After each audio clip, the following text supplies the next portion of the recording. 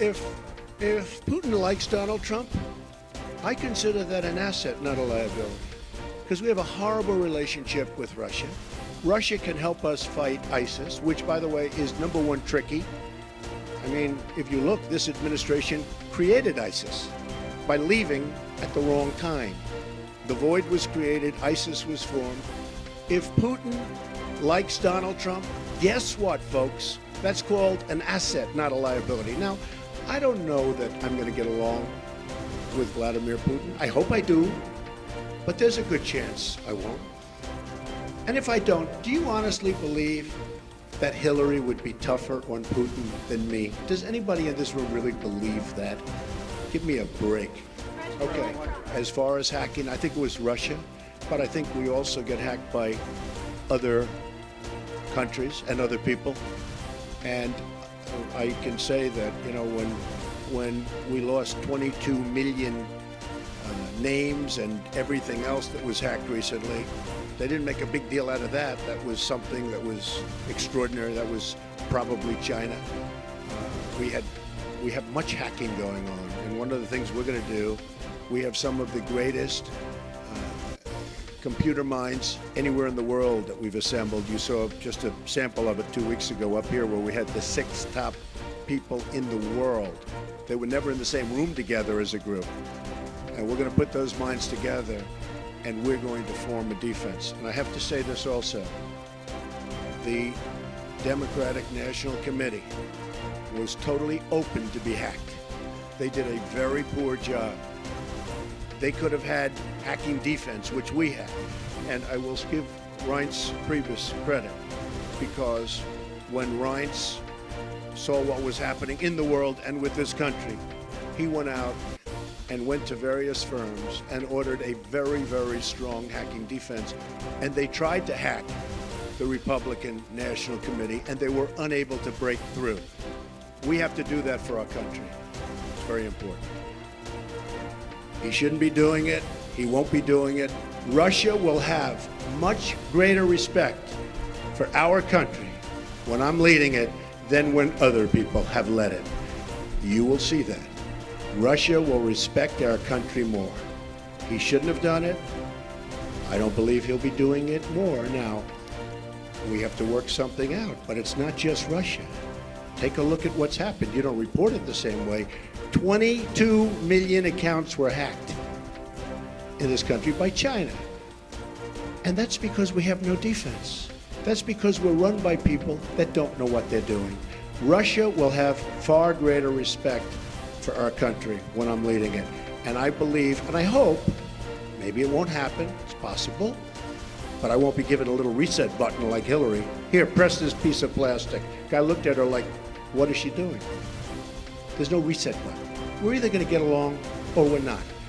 I hope we get along, but if we don't, that's possible too. But Russia and other countries, including China, which has taken total advantage of us economically, totally advantage of us in the South China Sea by building their massive fortress. Total. Russia, China, Japan, Mexico, all countries will respect us far more than they do under past administrations. So my first question. So I tweeted out that I have no dealings with Russia. I have no deals in Russia.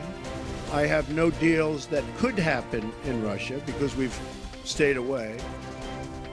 And I have no loans with Russia. As a real estate developer, I have very, very little debt. I have assets that are, and now people have found out how big the company is. I have very little debt, I have very low debt. But I have no loans with Russia at all. And I thought that was important to put in. I certified that. So I have no deals, I have no loans, and I have no dealings. We could make deals in Russia very easily if we wanted to. I just don't want to because I think that would be a conflict.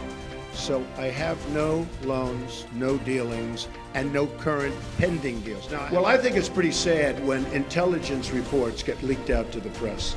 I think it's pretty sad. First of all, it's illegal.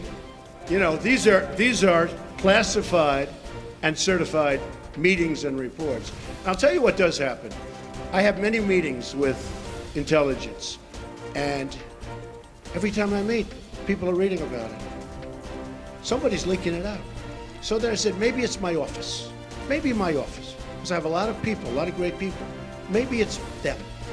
And what I did is I said, I won't tell anybody. I'm going to have a meeting, and I won't tell anybody about my meeting with intelligence. And what happened is I had my meeting. Nobody knew, not even Rona, my executive assistant for years. She didn't know, I didn't tell her. Nobody knew. The meeting was had, the meeting was over, they left, and immediately the word got out that I had a meeting. So I don't want that. I don't want that. It's very unfair to the country. It's very unfair to our country what's happened. That report should have never, first of all, it shouldn't have been printed because it's not worth the paper it's written on. And I thank the New York Times for saying that. I thank a lot of different people for saying that. But I will tell you, that should never, ever happen. Okay. Well, you know, President Putin and Russia put out a statement today that this fake news was indeed fake news. They said it totally never happened. Now, somebody would say, oh, of course he's going to say that. I respected the fact that he said that. And I'll be honest, I think if he did have something, they would have released it. They would have been glad to release it. I think, frankly, had they broken into the Republican National Committee, I think they would have released it just like they did about Hillary and all of the horrible things that her people, like Mr. Podesta, said about her. I mean, what he said about her was horrible. If somebody said about me what Podesta said about Hillary, I was the boss, I would have fired him immediately, or that person. Because what he said about her was horrible. But remember this, we talk about the hacking. Hacking's bad, and it shouldn't be done. But look at the things that were hacked. Look at what was learned from that hacking. That Hillary Clinton got the questions to the debate and didn't report it? That's a horrible thing. That's a horrible thing. Can you imagine that if Donald Trump got the questions to the debate, it would have been the biggest story in the history of stories. And they would have said, immediately you have to get out of the race. Nobody even talked about it. It's a very terrible thing. Yeah. Intelligence agencies are vital and very, very important. We are going to be putting in, as you know, Mr. Pompeo and others, you know the Senator, Dan Coates. We're going to be putting in some outstanding people. Within 90 days, they're going to be coming back to me with a major report on hacking. I want them to cover this situation. I also want them, however, to cover maybe most importantly, because we're hacked by everybody. You know, the United States, our government, out of a list of 17 in terms of industries, is the worst. It's number 17 in terms of protection.